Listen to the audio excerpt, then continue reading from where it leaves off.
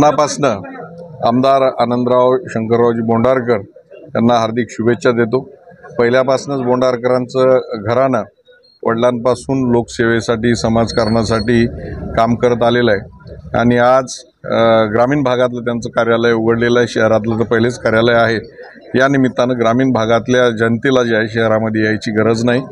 अद्यावत असं त्यांनी इथं एक DTPचं सेंटर, वेगवेगळ्या डिपार्टमेंटला लागणारे पत्र यासाठी सेपरेट एक वेगळे कप्पे केलेले आहेत आणि जनतेला ज्या ज्या काही छोट्या छोट्या गोष्टी लागत असतात, शिफारसपत्र लागत असतात, वैद्यकीय मदत लागतात, त्यासाठी त्यांनी हे दालन उभं केलेलं आहे। मनापासून त्यांना हार्दिक शुभेच्छा देतो।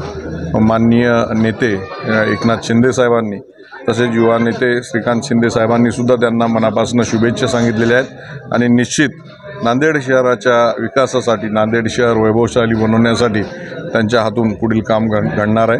त्यांना या निमित्तानं मनापासून शुभेच्छा।